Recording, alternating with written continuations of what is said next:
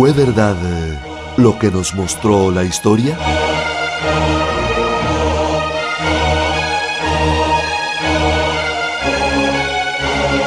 ¿Es cierto lo que nos dicen los libros?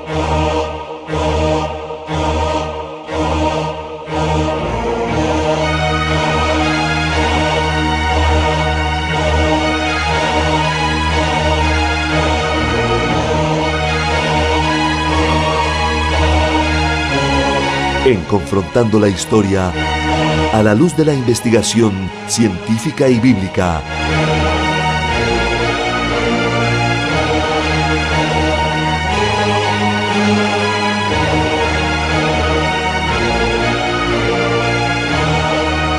Y la explicación de Jesucristo hombre.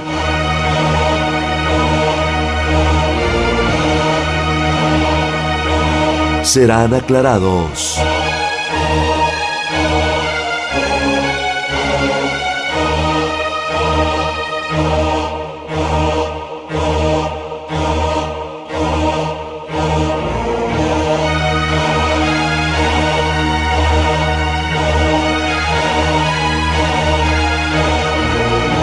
Confrontando la Historia.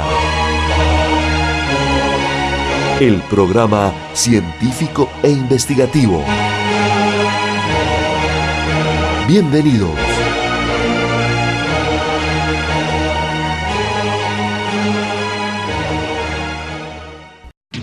Bienvenidos a Confrontando la Historia, el programa científico e investigativo. Este programa está diseñado y dirigido especialmente para aquellas personas que indagan, que leen, que investigan. Aquellas personas que están dispuestas a romper los esquemas que le ha presentado la religión por muchos años. Aquellos que están dispuestos a renovar su mente con el conocimiento de la verdad. Si usted es una de estas personas, le damos la bienvenida. En el programa de hoy se estarán aclarando preguntas tales como: ¿es el celibato una doctrina establecida por Dios? ¿O acaso la Biblia advierte claramente que los ministros de Dios deben de ser maridos de una sola mujer? Son las decenas de libros y películas que se han mostrado al mundo sobre los escándalos, violaciones y abusos cometidos por la religión católica un mero invento? ¿O son una gran realidad ante la cual no podemos ser indiferentes? ¿Cuántos niños más deben de ser violados? ¿Cuántos niños más deben de ser molestados y abusados? ¿Cuántas mentiras más y engaños se requieren para que la humanidad despierte ante el engaño de la religión? En el programa de hoy estaremos tratando el tema Escándalos de la religión en su segunda parte. Comencemos entonces indagando y disfrutando de toda la evidencia histórica que hoy se quiere mostrar a usted. Veamos. En el programa del día de hoy veremos por qué se han producido los más recientes escándalos sexuales por parte de la religión católica.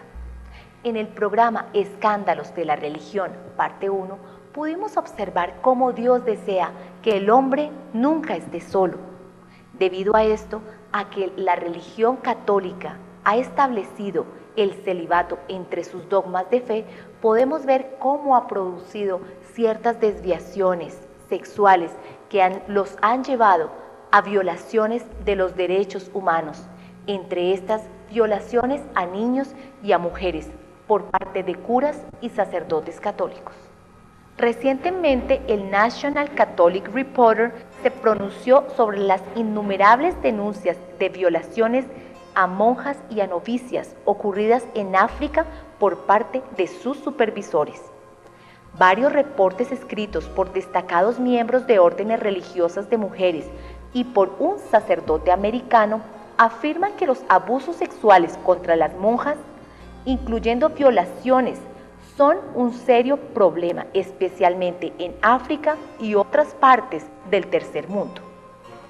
Los reportes afirman que algunos clérigos católicos abusan de su autoridad espiritual y financiera para obtener favores sexuales de las religiosas, muchas de las cuales son condicionadas culturalmente a servir de objetos pasivos a los hombres.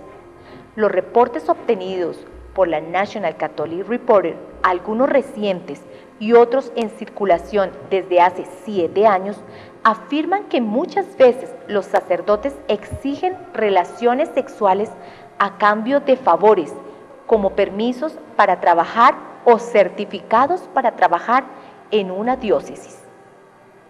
Los informes, 5 en total, indican que particularmente en África, un continente azotado por el SIDA, las jóvenes monjas son vistas como blanco seguro de actividad sexual.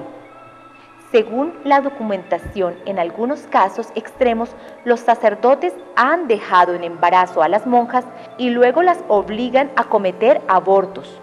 En algunos casos, las monjas por ingenuidad o por condicionamiento social cumplen solícitamente con estas demandas sexuales.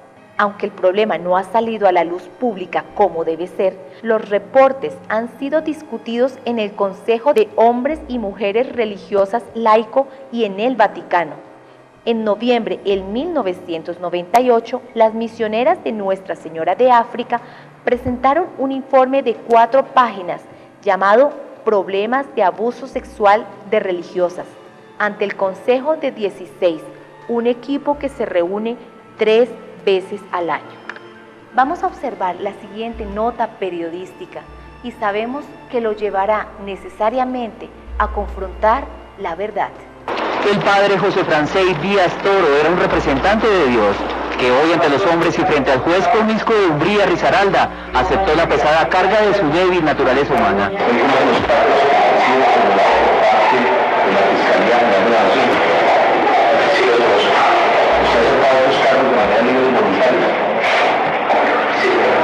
La justicia terrenal lo condenó a 46 años de prisión, pero el haber aceptado su responsabilidad reduce la pena a la mitad. Muy poco dicen los familiares de María del Carmen Arango y su hija de 5 años, las 2 mujeres que el 12 de febrero del 2007, en la casa cural de Mistrató, murieron apaleadas en manos de su compañero sentimental y su padre. Para ese entonces, el mismo sacerdote de la población. Él quería seguir siendo sacerdote, quería seguir perteneciendo a su iglesia católica y no quería que se supiera que él tenía un hijo, una hija y que tenía algún tipo, digamos, de relación sentimental con María del Carmen. Pero los golpes no le bastaron. En su carro las llevó a una zona abandonada. A sus restos les prendió fuego, pero no por un amor profundo del que tuviera que apenarse dada su condición. En el pueblo dicen que lo hizo porque la madre de su niña lo descubrió en una nueva relación amorosa. Pido perdón. ¿A quiénes? A todos. Me parece muy poquito, yo creo que le hubieran dado más años. El padre Díaz ahora es un recluso más. Aceptó los cargos por el asesinato de 2 de sus amores. Estará en prisión 23 años, pero los familiares de las víctimas piden que el Dios del que pregonó su palabra le dé el castigo que ellos consideran los hombres no pueden darle. El religioso fue detenido en la zona de Fontibón, occidente de la capital. La fiscalía lo acusó de abusar de una joven que tenía problemas mentales y además la dejó en estado de embarazo. Según imputaciones, el sacerdote aprovechó el estado psicótico de la víctima para engañarla. Salía de la esperanza de curarme. Yo sentía que cuando una persona se me iba a acercar, me iba a atacar. Al principio con él también sentía eso, pero solo lo buscaba para mi curación. La madre de la joven denunció el abuso al descubrir el embarazo de su hija. Sin embargo, el acusado aseguró que era una relación consentida. Entonces él me empezó a besar y él dijo que él no era de este mundo. Luego no sé cómo se me vino a la mente, yo dije prefiero no entregarle mi virginidad a mi esposo, sino a él. La fiscalía presentó en el juicio una prueba para acusar al religioso de acceso carnal violento. Se dejan constancia sobre el estado de embarazo. El sindicado ante las pruebas decidió confesar su delito y preacordó con la fiscalía una pena de 64 meses. Las últimas demandas contra sacerdotes pederastas en Estados Unidos acusan al Vaticano. Las demandas argumentan que la Santa Sede conspiró con las diócesis católicas y con las órdenes religiosas para cambiar de sede a los sacerdotes acusados de pederastia y evitar así que fueran enjuiciados. Jeff Anderson, abogado de los demandantes, explica que el Vaticano es señalado como culpable porque hay evidencias de que la Santa Sede puso en práctica una política en la que instruyó a sus obispos y diócesis para que encubrieran los abusos sexuales de sus sacerdotes. Todos los caminos llevan al Vaticano, destacó Anderson en una conferencia de prensa en la ciudad de San Petersburgo, en Florida, donde fue impuesta una de las demandas. El Vaticano está instruyendo a sus obispos en todo el país para que encubran los abusos sexuales. Debemos interponer estas demandas porque los niños en las escuelas y en las diócesis no están siendo protegidos por la Iglesia. Según los expertos, establecer una relación entre la conducta de los sacerdotes y sus diócesis con el Vaticano, el Papa en ese momento, Juan Pablo II, es una acción legal inminente. El caso de Pinellas Rick Gómez, un joven de 28 años que vive actualmente en California, afirmó que fue objeto de abuso por un misionero salesiano que le daba clases cuando cursaba el 7º grado en Mary Health Christian School. Gómez, que lloró durante la conferencia de prensa donde se anunciaron las demandas, relató que fue objeto de abusos sexuales en la escuela, el dormitorio y durante las actividades fuera del recinto educativo. En la demanda presentada por su caso, se menciona al Vaticano, al obispo de la diócesis de San Petersburgo y a la orden salesiana a la que pertenecía el religioso acusado. El acusador en el caso de Portland, cuyo nombre no fue revelado, presentó la demanda contra un sacerdote que ya murió y que abusó de niños en Irlanda y luego se trasladó a Estados Unidos. Según los documentos consignados ante el tribunal, el reverendo Andrew Ronan abusó de su víctima entre los años 1965 y 1966, cuando ésta tenía 15 años. Los abusos se produjeron en varios lugares de Portland, entre ellos en un ministerio. La demanda fue presentada contra el Vaticano, la Arquidiócesis de Portland y la Orden de los Frailes Siervos de María, y buscan compensaciones económicas para los daños por más de $75,000. Vamos a ver, según psicólogos y personas especializadas, ¿qué es la pederastia?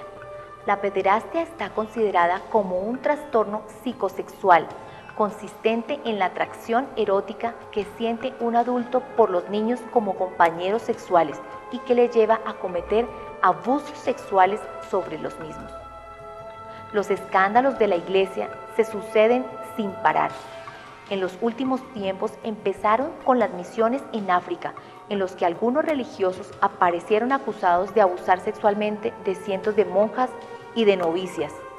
Pero los escándalos cogieron fuerza cuando se destapó en los países anglosajones y los casos de pederastia en los países del Reino Unido, en donde entre 1995 y 1999 hubo 21 sacerdotes convictos de abusos y violaciones de menores. El arzobispo de Inglaterra y de Gales, Cormac Murphy O'Connor, fue advertido ya en 1985 del comportamiento pederasta del sacerdote Michael Hill y se limitó a cambiarle de destino, donde también reincidió. En 1997, el sacerdote Hill fue condenado por 9 casos de abusos contra menores, entre ellos un niño con retraso mental. Algo que es más vergonzoso es la actitud encubridora del delito que ha mantenido la jerarquía eclesiástica. Después fue Estados Unidos el siguiente país donde el escándalo tomó proporciones gigantescas, muy superiores a las del Reino Unido. Hasta 450 denuncias se han hecho públicas sobre abusos y violaciones de sacerdotes a niños y niñas en Estados Unidos, de las que no escapan ni los mismos cardenales ni los obispos norteamericanos. El cardenal de Los Ángeles, Roger Mahony, fue acusado de abusos sexuales por una joven. El obispo de Palm Beach, Anthony J. O'Connell, tuvo que admitir, tras reconocer que había abusado de un seminarista. Unos 2.000 sacerdotes en Norteamérica están acusados de haber abusado sexualmente de niños. Uno de ellos, Don Ronnie de Cleveland, Ohio, se suicidó al ser acusado. El padre Paul Shanley enfrenta 3 cargos de violación de niños y niñas. El mismo sacerdote admite a sus superiores que había violado y sodomizado niños de entre 6 y 13 años. Esto se supo en 1990 por el cardenal de Boston, Bernard Law, quien está acusado de encubrimiento ante estos delitos. A principios de los 90, la diócesis de Santa Fe en Nuevo México se quedó sin fondos al tener que pagar una fortuna a 165 víctimas de abusos cometidos por una veintena de sacerdotes. La católica Irlanda también tiene sus casos, como es el de Sean Fortune, que abusó de varios niños y que también se suicidó. El obispo de Ferns, Brendan Comiskey, su pastor, tuvo que dimitir por encubrimiento. También una serie de casos en la misma Irlanda han llevado a 18 órdenes religiosas a pagar indemnizaciones por valor de 112 millones de dólares. El Papa apoya en las Acta Apostolicae Sedis que hablan de la discreción con la que hay que manejar tales asuntos, así como de constituir tribunales eclesiásticos efectivos. Con estos datos nos podemos dar una idea de lo que está produciendo esta falsedad llamada celibato. Vamos ahora a analizar el siguiente reportaje periodístico. En los campos de la muerte de la dictadura militar argentina le llamaban el cura del diablo. 30 años después, Christian von Bernitz, sacerdote católico, ha sido condenado a cadena perpetua por delitos de lesa humanidad. Von Bernitz, de 69 años, era el capellán de la policía de Buenos Aires. Se dedicaba a recorrer los centros de torturas, supuestamente para consolar espiritualmente a los detenidos, y de este modo conseguía que confesaran. El Tribunal Federal de la Ciudad de La Plata ha declarado a von Bernitz culpable de participar en el homicidio de 7 prisioneros políticos, 42 casos de secuestro y 31 torturas. Es la primera vez que un religioso es juzgado y sentenciado por violación de los derechos humanos durante la dictadura militar argentina, aunque no es el único cura vinculado a esta. Por eso este es un veredicto histórico y todo un paso para los familiares de las víctimas. En este cura genocida se está juzgando a la complicidad que ha tenido siempre la cúpula de la Iglesia. Esta es una parte de justicia pequeña, pero es un genocida más en la cárcel y vamos por más. Miles de niños han sido víctimas de algún tipo de abuso sexual en el mundo por parte de sacerdotes o pastores. Muchas preguntas surgen hoy sobre un tema que tiene en jaque a las iglesias cristianas. Una realidad que ya ha tocado las puertas de nuestro país. Embajadores de la fe católica, representantes de Dios en la tierra y signo visible de la autoridad religiosa. Hoy, el clero católico está en el ojo de la tormenta. Gerardo Zamora nos cuenta. Gerardo. Sí, Marcelo, imagínense que solo en Estados Unidos se calcula que unos 100,000 niños han sido víctimas de algún tipo de abuso sexual por parte de sacerdotes. Pero esta es una realidad que ya ha tocado a las puertas de nuestro país. Mientras las autoridades policiales y los tribunales cumplen su parte, ¿qué hace la Iglesia Católica para prevenir estos casos? Es más, un abusador de menores puede ser detectado a tiempo.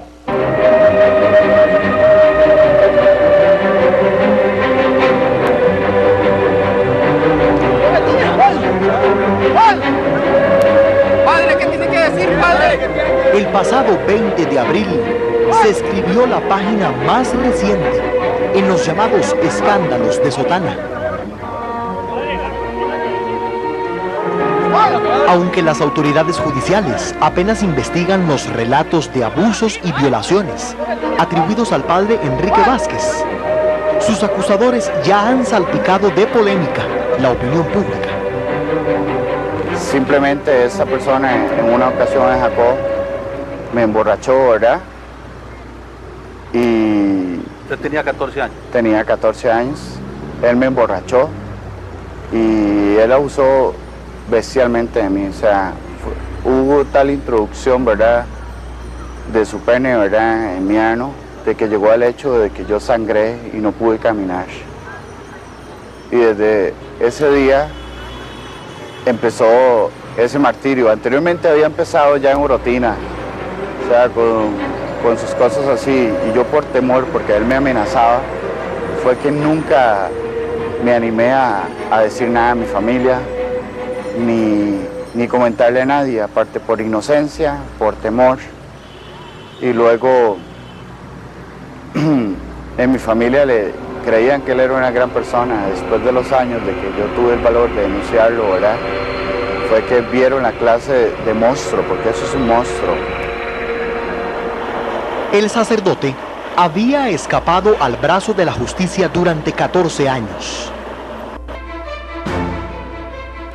Según la página web Herencia Cristiana, podemos ver lo que ha ocurrido desde el abril de 2000, mes a mes, las denuncias constantes de violaciones sexuales.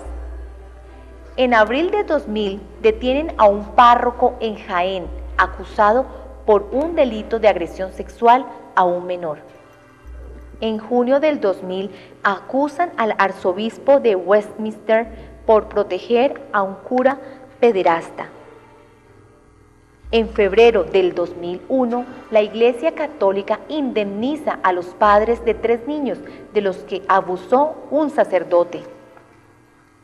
En marzo del año 2001, el obispo de Mondeño habla acerca de más violaciones. En marzo del 2001, condenan un sacerdote a 18 meses de prisión por abusar de un monaguillo. En abril del 2001, se demanda a un sacerdote por paternidad en Argentina. El 10 de abril del 2001 expulsan de Chile a un sacerdote peruano por abusos sexuales. En mayo del año 2001 investigan a un cura por manosear a 2 alumnas en un colegio católico. El 14 de junio del año 2001, un obispo francés es procesado por encubrir a un cura pederasta. En noviembre del año 2001, en Francia, es condenado a 8 años de prisión un cura que abusó de un monaguillo en Jaén. Son innumerables las evidencias físicas y morales que están saliendo a la luz por parte de la falsedad del celibato. No sea usted parte de esta falsedad.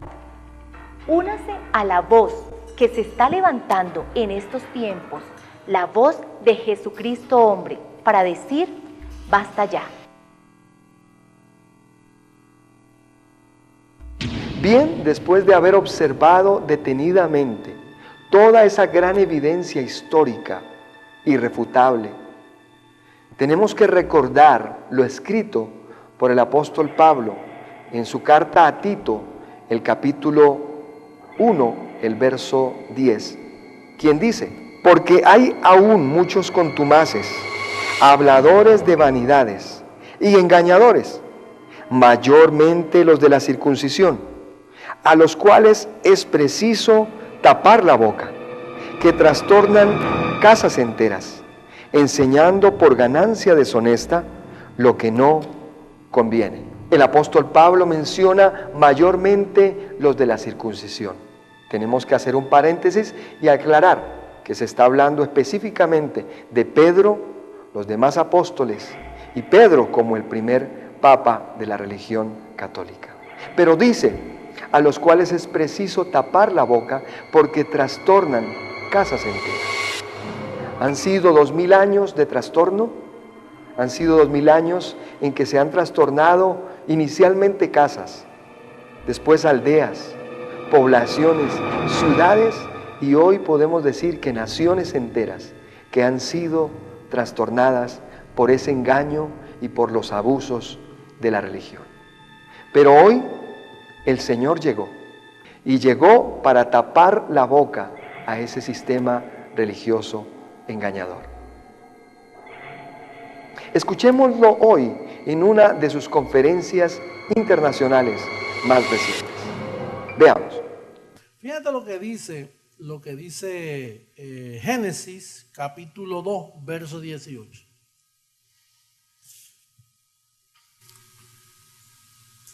Y dijo el Señor: no es bueno que el hombre esté solo, le haré ayuda idónea para él. ¿Qué dijo el Señor?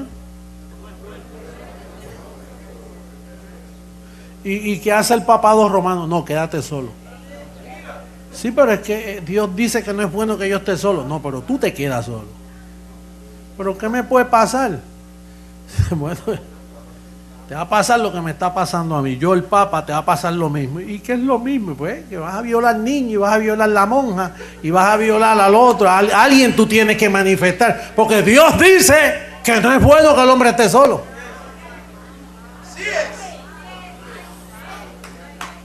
Yo no sé cómo el mundo es engañado tan fácil y acepta que un hombre esté solo cuidando a los nenes míos en la escuela.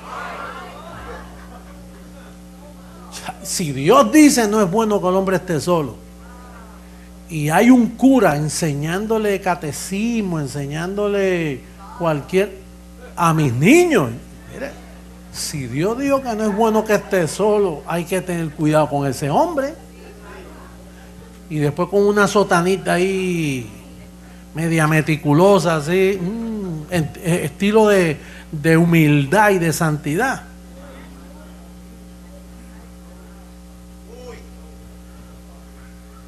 Una monja de esa, muchacho, ahí cubierta por ahí. Ay, qué humilde es esa mujer. Tú no sabes lo que hay ahí.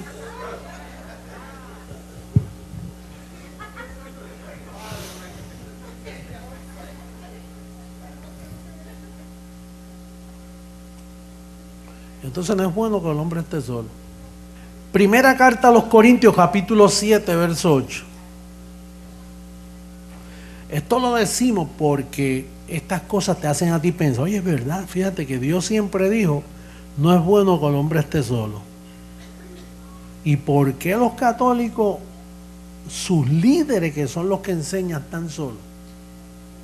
Ponte a pensar en eso. Que están como en contra del mandato de Dios. Dios dice no es bueno que el hombre esté solo, sí, pero nosotros tenemos una doctrina aquí, el celibato. Y todo el que profesa celibato para mí es pato. Y eso lo hice con el propósito de rimar la palabra. Pero ¿cómo es? Todo el que profesa celibato tiene potencial a violador.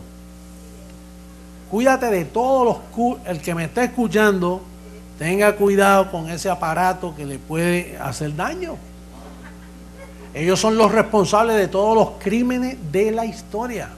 Mira, 65 millones de crímenes. Y este último papa tiene cierta autoridad que si te cogen violando, ahora no te meten preso, él te ubica. Y le dice a los gobiernos, yo me encargo de él, no te preocupes, yo lo castigo. Lo voy a enviar para otra parroquia para que siga violando por allá. Así es, así mismo es. Y no le quito el guante, no se le puede quitar. Si le quitas el guante, es capaz de levantarse del knockout. ¿Qué hace un boxeador cuando le da un puño y ve que el otro le tambal? Para acabarlo. Pues hay que seguir dándole. No es bueno que el hombre esté ¿qué? Ni tampoco mal acompañado.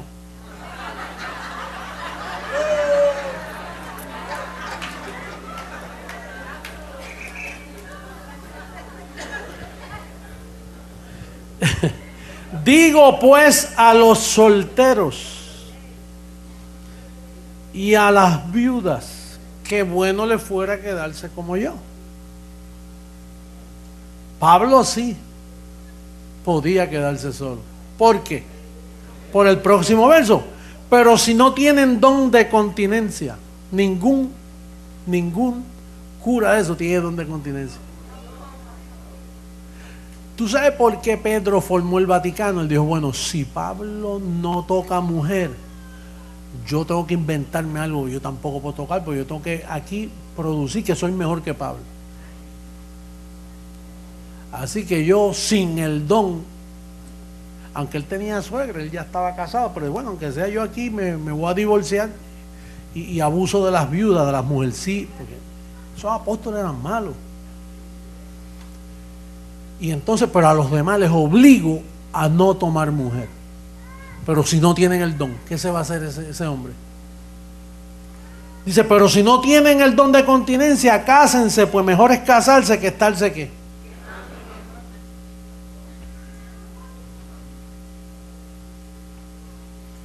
Y quemando significa violando niños, violando esto, teniendo sexo fuera del matrimonio, manifestando. Con el don de continencia es diferente, pero si no tienen el don, y tú sabes lo bueno de esto es que los católicos sí tienen el don de continencia porque lo han demostrado. ¿Verdad que lo han demostrado?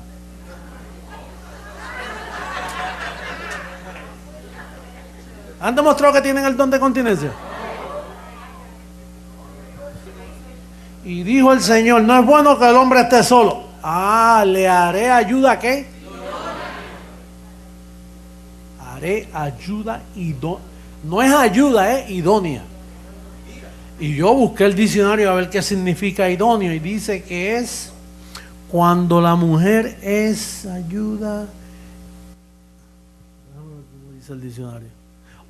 Es adecuada, es suficiente. Tiene buena actitud para todo, no se queja.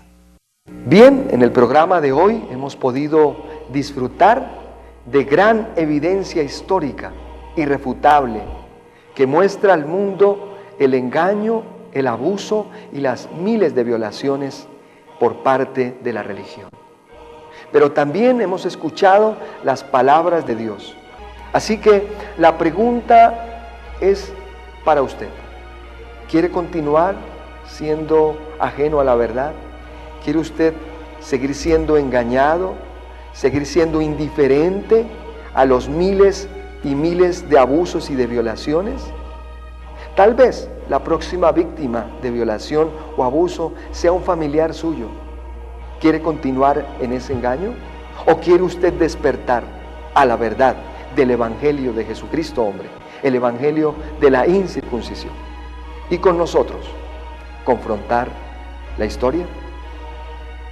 Bendecidos. Pero si este libro es verdad para ti que me estás viendo, si esta es la verdad, entonces yo soy el Señor.